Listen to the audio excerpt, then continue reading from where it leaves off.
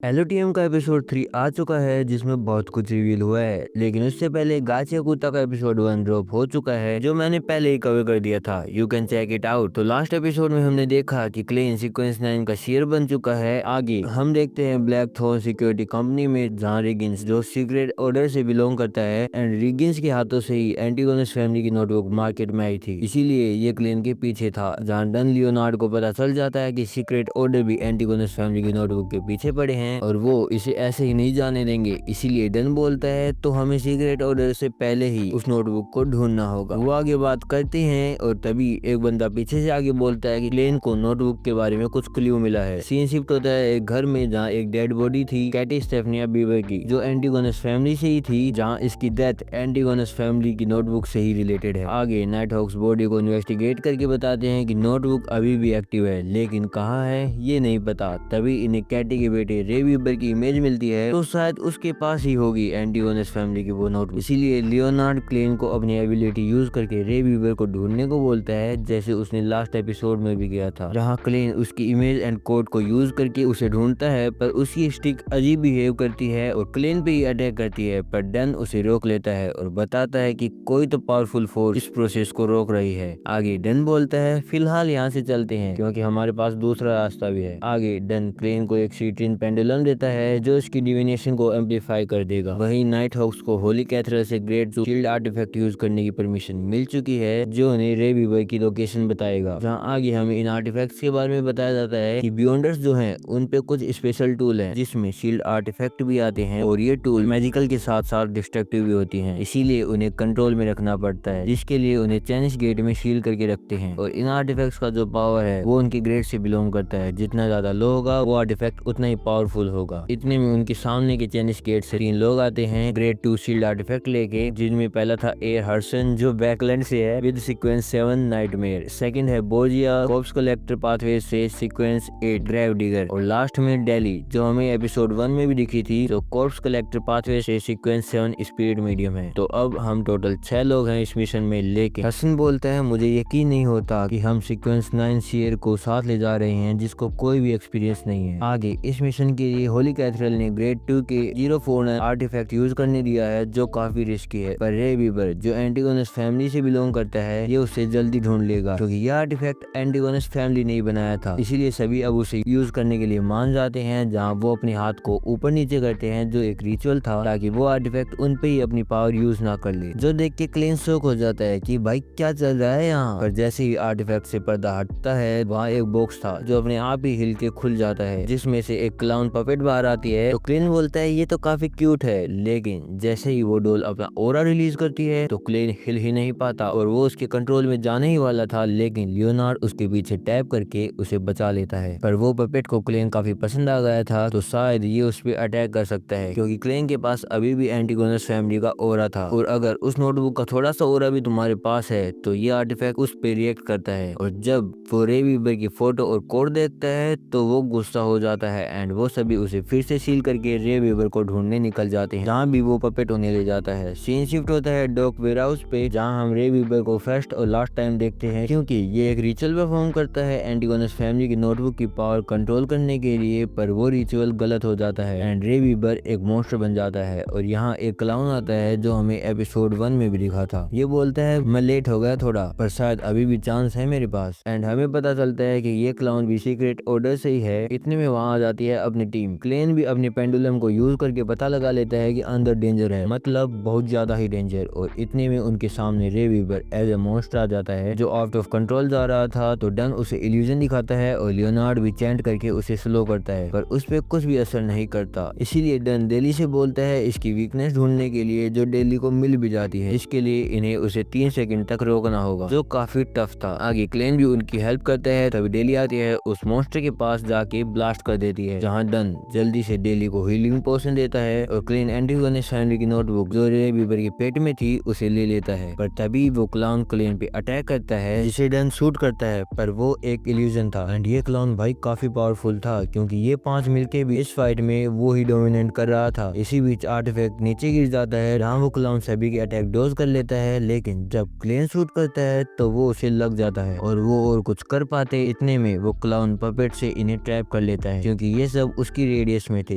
जिससे सभी स्लो हो जाते हैं। तो क्लेन सोचता है अब क्या करें, लेकिन वो शांत होता है और एक एक्सटर्नल पुश के लिए वो फिर से अपना वही रिचुअल परफॉर्म करता है, जिससे वो दूसरे रियल में जा सकता है। और ऐसा होता भी है, वो दूसरे रियल में चला जाता है और जब वो वापस आता है तो क्लेन मूव कर पाता है। लेकिन ये बात उस क्लाउन को नहीं पता थी, तो वो बोलता है कि चलो हम एक डील करते हैं कि मैं तुम्हें शेर पाथवे का सीक्वेंस 8 बताऊंगा, तू मुझे नोटबुक दे दे। और वो सीक्वेंस 8 का नाम द क्लाउन बताता है एंड ये क्लाउन खुद सीक्वेंस 7 से था, जो मैजिशियन है। आगे क्लाउन क्लेन को मारने जाता है, पर क्लेन उसे रोक लेता है, जो देख के वो क्लाउन शॉक हो जाता है कि ये कैसे मूव कर पा रहा है, पर क्लेन उस क्लाउन को मार देता है। आगे सभी ठीक हो जाते हैं, क्लेन को थैंक्स बोलते हैं। जहाँ सीन शिफ्ट होता है तो वो एंटिगोनस फैमिली की नोटबुक होली कैथल को दे देते हैं टू चेक, जिसके बाद क्लेन भी उसे रीड कर सकता है। आगे क्लेन डन को बताता है कि मुझे पता चल गया कि शेर की सीक्वेंस 8 का नाम द क्लाउन है। जहाँ आगे क्लेन फील करता है कि पोर्शन कुछ तो चेंज हो रहा है उसकी बॉडी में। जहाँ फॉर मोर इन्फॉर्मेशन क्लेन अपने हिस्ट्री टीचर अजीब के पास जाता है, जहाँ क्लेन उसे सब बताता है नोटबुक और द नेशन ऑफ ओवरनाइट के बारे में। पर अजीब बताता है कि उसे ये सुना सुना तो लग रहा है पर याद नहीं आ रहा, इसीलिए क्लेन वहाँ से चला जाता है। जहाँ हम देखते हैं कि क्लेन का ये टीचर एक मॉन्स्टर बुलाता है और यहीं पे एपिसोड खत्म। वीडियो अच्छी लगी हो तो लाइक कर देना, चैनल को सब्सक्राइब भी कर देना। मिलते हैं नेक्स्ट वीडियो में, तब तक के लिए